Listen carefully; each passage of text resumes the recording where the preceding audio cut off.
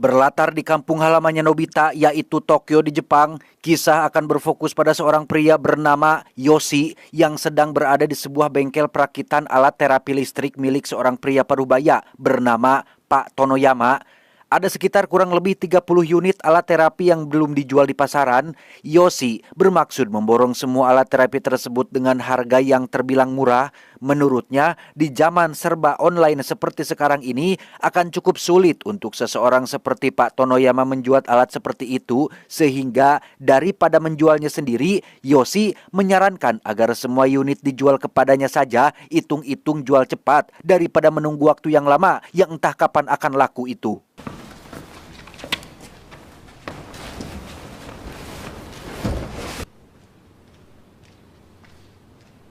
Tiba di apartemen kecilnya, Yoshi langsung bekerja dengan memotret terlebih dahulu produk alat terapi yang baru ia beli. Yoshi menjualnya di internet, semacam website atau online shop kali ya. Yoshi mematok harga dengan harga tinggi jauh dari harga yang ia beli, bahkan untungnya bisa sampai 100 kali lipat lebih. Yoshi adalah seorang reseller yang memanfaatkan kelangkaan barang dengan memborong semua hal yang sedang hype atau populer, sehingga pembeli mau tidak mau akan membeli dari toko online-nya meskipun harga yang ditawarkan tidak masuk akal.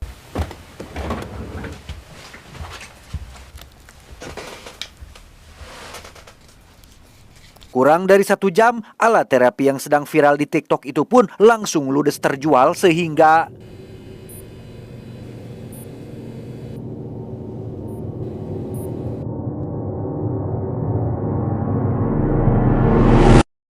Yoshi sendiri ternyata punya pekerjaan tetap di sebuah pabrik sebagai salah satu pekerja di sana. Kedisiplinan dan ketekunannya dalam bekerja membuat sang atasan yang bernama Pak Takimoto tertarik untuk menawarinya sebuah jabatan sebagai manajer. Namun karena Yoshi tidak berencana berlama-lama bekerja di sini, ia pun menolak tawaran tersebut sehingga Pak Takimoto pun tidak bisa memaksa dan hanya meminta agar Yoshi memikirkannya kembali. Sepulang bekerja, Yoshi pun mampir ke ATM untuk memeriksa akun rekeningnya yang sekarang berisi uang sebanyak 6 juta yen atau sekitar 700 juta rupiah lebih, jumlah yang sangat fantastis hasil dari jualan alat terapi kemarin. Tiba di apartemennya, sudah ada sang pacar yang bernama Akiko yang terkadang nginep di sana untuk menemaninya. Yoshi pun menceritakan tentang keuntungan yang baru ia dapatkan. Cukup untuk Akiko beli seblak dan belanja pakaian yang mahal, sehingga dengan uang segitu, Yoshi cukup pede untuk ngajak Akiko tinggal bareng satu atap dengannya. Namun karena apartemennya dianggap terlalu kecil dan sempit, Akiko pun menolak ajakan tersebut. Iyo. いろいろ買うよ。欲しいものいっぱいあるから。 Keesokannya saat libur kerja, Yoshi menemui teman lamanya semasa masih sekolah bernama Muraoka yang diketahui sedang berencana membangun bisnis online shop sebagai reseller tanpa tahu bahwa Yoshi sudah memulainya duluan walaupun masih kecil-kecilan. Muraoka mengajak Yoshi untuk kerjasama, ya semacam mengajak investasi dengan iming-iming sharing profit alias keuntungan dibagi dua. Namun Yoshi langsung menolaknya karena sendirian pun ia sudah bisa menghasilkan keuntungan yang sudah cukup sangat lumayan. はい。どうしたらいいかな。 Selepas ketemu Muraoka, Yoshi pun langsung pulang menuju ke apartemennya. Namun saat akan memasuki area tempat tinggalnya, tiba-tiba ya, ada seseorang yang sepertinya sengaja membentangkan kawat agar Yoshi celaka. Entah siapa pelakunya, Yoshi pun tidak bisa menebak siapa orangnya. Keesokan paginya di pabrik, Yoshi memutuskan untuk langsung mengundurkan diri yang membuat Pak Takimoto bosnya cukup terkejut. Tak habis pikir kenapa Yoshi melakukannya, Yoshi pun menjelaskan bahwa ia ingin memulai usahanya sendiri dan tidak mau terus-terusan berada di telunjuk orang lain. Sehingga lagi Pak Takimoto pun hanya bisa gogodeg dan tak bisa melarang keinginan Yoshi tersebut. Motto. 自信を持ってくれ。 Di depan Akiko, Yoshi langsung menceritakan tentang dirinya yang sudah keluar dari pabrik, di mana Yoshi meminta Akiko untuk keluar dari tempat kerjanya juga sebagai pelayan di sebuah toko. Yoshi berencana untuk fokus sebagai reseller atau seseorang yang membeli barang dari produsen dan menjualnya kembali kepada konsumen, termasuk akan membeli sebuah rumah yang lebih luas dari apartemennya ini agar Akiko tidak bisa lagi menolak ajakannya untuk tinggal bareng. 楽しみにしてる。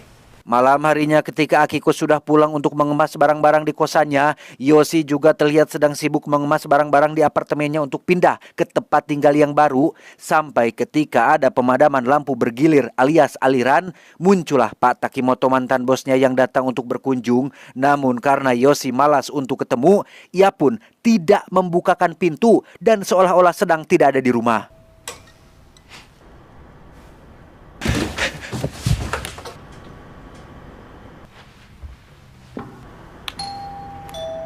Dan inilah rumah baru yang akan Yoshi tempati, berlokasi di pegunungan yang jauh dari perkotaan. Yoshi dan Akiko akan tinggal bersama dengan memulai usaha barunya sebagai seorang reseller.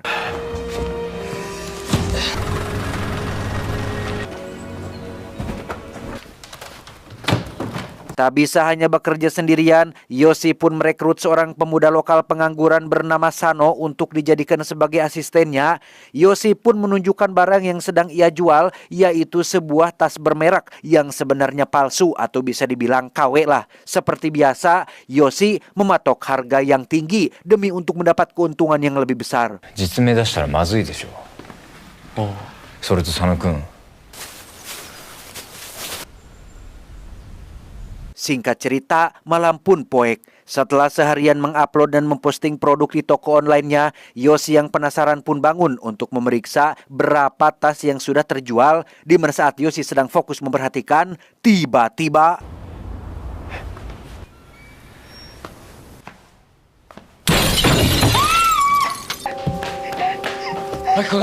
ya, kaca jendela kamar mereka pun pecah setelah ada orang asing melemparkan sebuah mesin mobil bekas.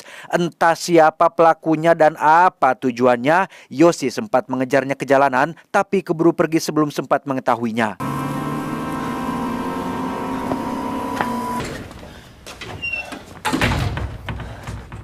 Keesokan paginya, Yoshi mendatangi kantor polisi terdekat untuk melaporkan apa yang terjadi semalam, di mana si petugas berkata bahwa pelakunya kemungkinan besar adalah para pemuda lokal yang tidak suka dengan keberadaan orang kota yang baru pindah ke kampung mereka.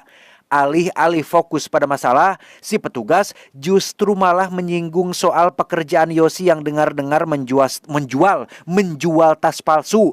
Sehingga si petugas meminta sedikit pengertian, ya ngertilah uang rokok dan kopi, kalau tidak ingin para petugas melakukan penggeledahan ke tempat tinggalnya. 探してみます。 Tak mau ngasih uang secara cuma-cuma, Yoshi pun langsung pulang ke rumah dan mengemas semua tas untuk dipindahkan ke tempat lain. Sesampainya di tempat penyimpanan yang berlokasi di perkotaan, Yoshi tak sengaja bertemu dengan Muraoka tepat saat tas-tas jualannya masih sedang dipindahkan. Sehingga Muraoka pun akhirnya mengerti kenapa Yoshi menolak ajakan kerjasamanya dan tampak cukup kecewa dengan Yoshi yang lebih memilih kerja sendiri tanpa mengajak teman lamanya yang sedang butuh bantuan. Tiba di rumah, Yoshi dikejutkan oleh Sano yang sudah berhasil menangkap pemuda pelaku pelemparan kemarin malam. Tanpa disuruh, Sano berinisiatif mencari pelakunya sebagai bentuk kesetiaan dan rasa terima kasih atas kebaikan Yoshi yang sudah memberinya pekerjaan. ありがとう。 Suatu hari Yoshi mendapat info baru terkait action figure yang sedang viral dan diincar banyak orang. Ia buru-buru pergi ke toko yang menjualnya untuk memborong semua action figure yang tersedia. Sehingga ketika barangnya menjadi langka, maka para konsumen akan membelinya walau dengan harga yang mahal.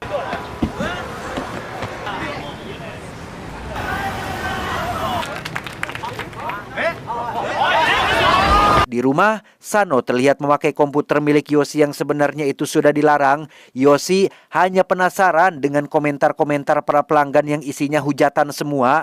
Mereka mengeluhkan tentang tas bermerek yang sudah mereka beli mahal ternyata palsu. Bahkan ada satu komentar yang mencantumkan link khusus untuk orang-orang yang sudah tertipu dan terzolimi. Mereka membuat semacam grup khusus untuk orang-orang yang benci terhadap Yoshi.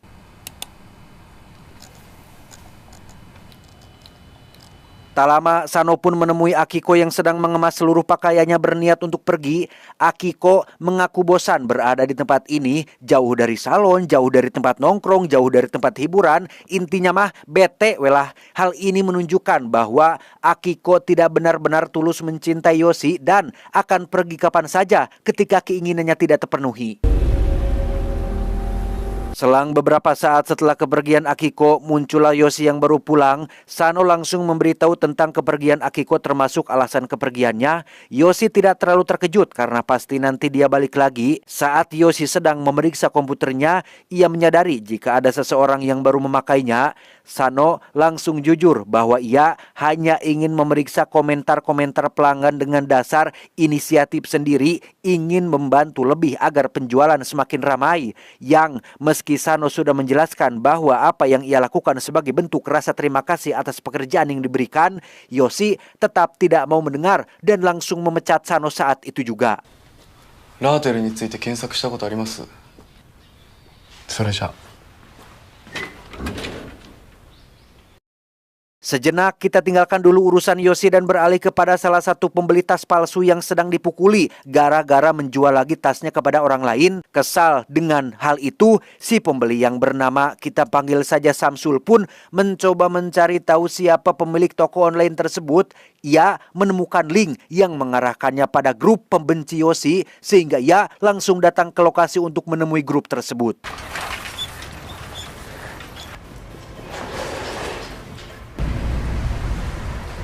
多分あれは仲間の車ですね。せいぜい楽しみましょう。はい。 Kembali ke Yoshi yang sekarang sudah sendirian, ia tetap fokus pada penjualan action figurnya yang baru terjual satu, di mana Yoshi tiba-tiba dikejutkan oleh pintu yang terbuka sendiri, yang ketika ia sedang mengikat pintunya agar tidak terbuka, tiba-tiba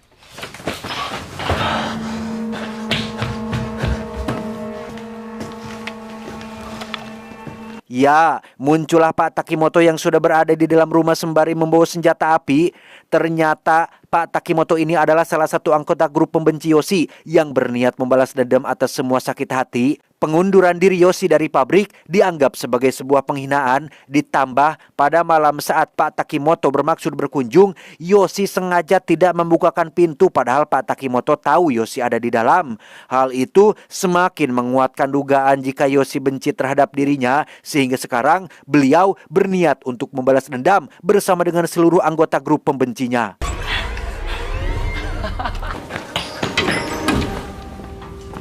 Tak lama muncullah anggota grup yang lain, yaitu si Samsul yang memakai topeng agar tidak dikenali. Bersama-sama mereka akan menangkap Yoshi untuk disiksa bareng-bareng. Tapi tiba-tiba saja mesin kopi di dapur belakang berbunyi, sehingga menjadi kesempatan untuk Yoshi bisa melarikan diri.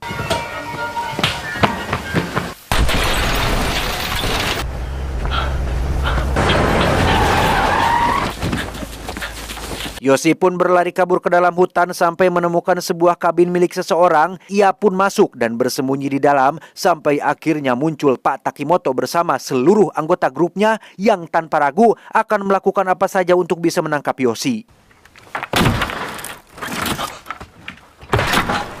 Tak lama muncullah paman pemburu pemilik kabin itu. Saat beliau menegur Pak Takimoto dan anggotanya, mereka malah balik ngegas dan mengancam akan menyakitinya sehingga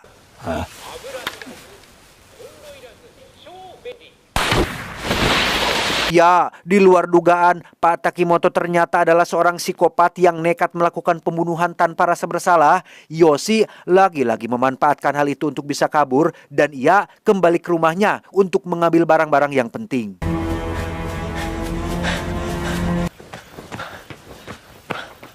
Tiba di sana ada Akiko yang sedang sibuk mencari sesuatu, entah apa tujuan ia balik lagi dan apa yang sebenarnya ia cari. Akiko langsung menunjukkan kepeduliannya kepada Yoshi dengan menyuruhnya untuk segera pergi. Akiko bahkan mengingatkan Yoshi untuk bawa barang-barang yang penting saja seperti harddisk berisi semua akun online shopnya dan buku tabungan berisi seluruh uang yang dimilikinya.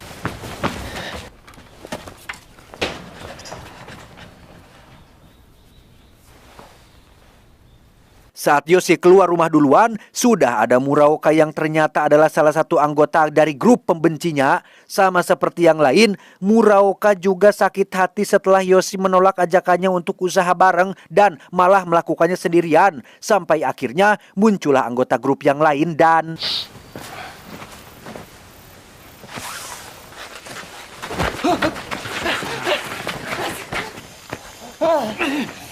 Saat Yoshi pingsan dan sedang dibawa ke dalam mobil, Akiko malah ngejedog saja tanpa menunjukkan reaksi kaget atau khawatir. Aneh, dia teh sebenarnya sayang atau enggak sih? Shin langsung beralih ke Sano yang sedang menemui seseorang dari kelompok sindikat kriminal.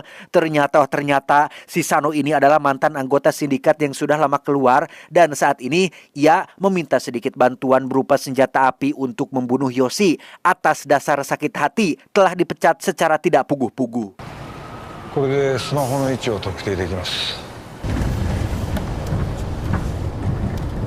Setibanya di rumah pegunungan, Sano tidak menemukan Yoshi di sana. Namun dengan alat pelacak yang diberikan oleh anggota sindikat, Sano bisa langsung tahu di mana keberadaan Yoshi saat ini dan langsung meluncur ke sana untuk menemuinya.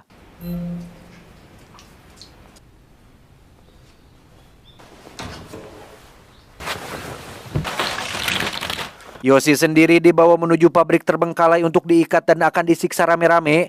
Ada sekitar 6 orang yang bergabung dalam grup ini seperti Samsul, Pak Takimoto, Muraoka, dan lain-lain. Bahkan Pak Tonoyama, si perakit alat terapi yang muncul di adegan awal pun ikut bergabung setelah sakit hati dengan Yoshi yang sudah memborong semua alat terapinya dengan harga murah dan dijual lagi dengan harga yang selangit.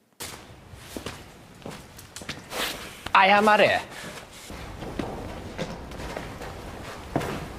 Saat Pak Takimoto dan anggota grupnya sedang mengambil alat penyiksa di dalam mobil, muncullah Akiko yang datang melihat Yoshi setelah sebelumnya membuntuti dari belakang. Akiko berjanji akan segera menyelamatkannya dan meminta Yoshi untuk bertahan dulu sebentar.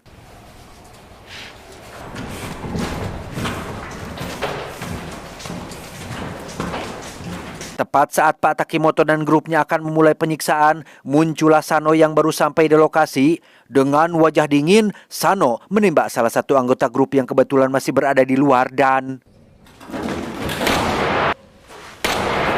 Mendengar suara tembakan, Pak Takimoto dan yang lain pun langsung berpencar untuk mencari tahu apa yang sedang terjadi. Sedangkan Yoshi akan dijaga oleh salah satu anggota grup yang bernama Yamaha yang diketahui sudah kehilangan banyak uang akibat tas palsu yang ia beli dari toko si Yoshi.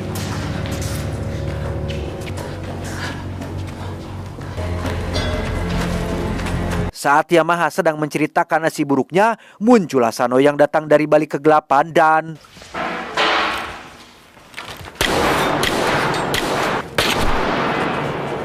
Setelah menghabisi Yamaha, Sano pun dengan cepat melepaskan ikatan Yoshi dan memberikannya sepucuk pistol.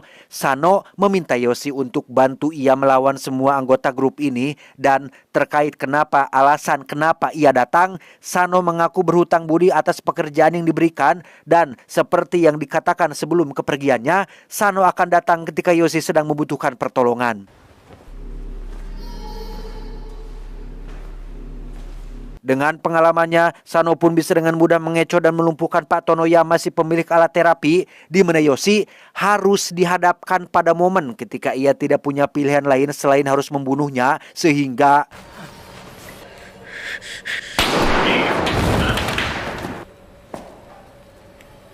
Sugoi janai desu ka. Melihat Pak Tonoyama sudah mati, Samsul yang pada dasarnya penakut pun memilih untuk kabur dan tidak mau terlibat lebih jauh dalam masalah ini. Namun Pak Takimoto sang psikopat pun tidak akan pernah membiarkan hal itu terjadi dan inilah yang dia lakukan.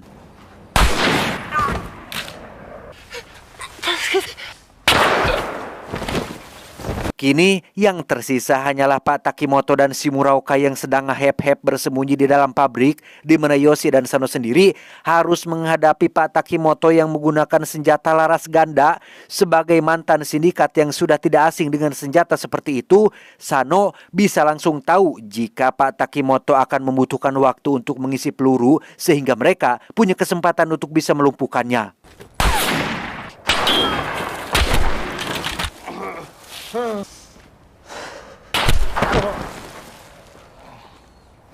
Mendengar teriakan Pak Takimoto yang sudah mati, Muraoka pun sadar jika kini dirinya tinggal sendirian. Saat ia mencoba kabur menggunakan mobil, Sano berhasil mencegahnya dan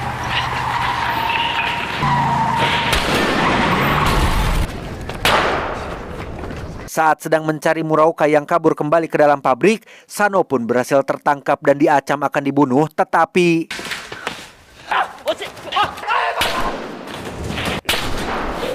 setelah semuanya selesai, niat Sano yang awalnya ingin membunuh Yoshi pun menjadi batal setelah ia berhutang nyawa ketika diselamatkan dari Muraoka barusan.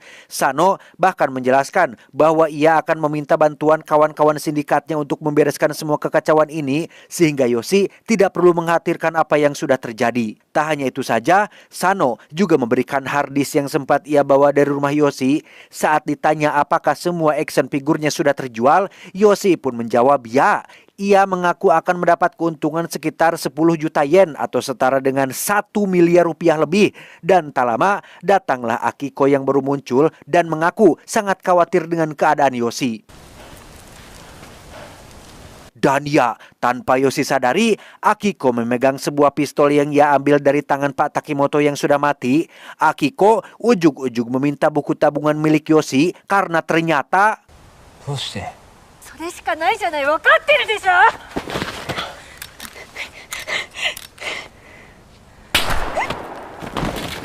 Ya, Akiko akhirnya maut setelah Sano menembaknya dari arah samping. Seiring dengan hal itu, akhirnya terungkaplah bahwa sejak awal pacaran Akiko sebenarnya tidak benar-benar tulus mencintai Yoshi. Ia hanya memanfaatkan Yoshi saja. Terlebih lagi ketika mendengar Yoshi untung besar dari hasil penjualan alat terapi, disitulah otak jahat Akiko mulai muncul.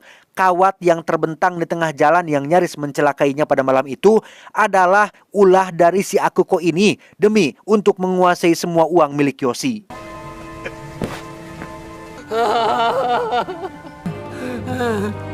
Setelah semuanya selesai, Yoshi dan Sano pun terlihat sedang berkendara menuju tempat yang diibaratkan neraka.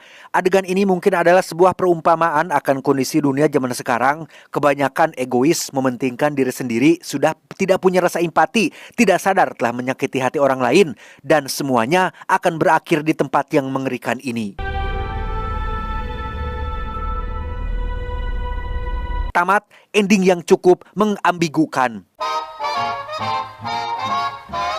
Ending film ini bisa diartikan dengan banyak penafsiran tergantung sudut pandang masing-masing penonton atau biasa disebut dengan istilah multi-interpretasi.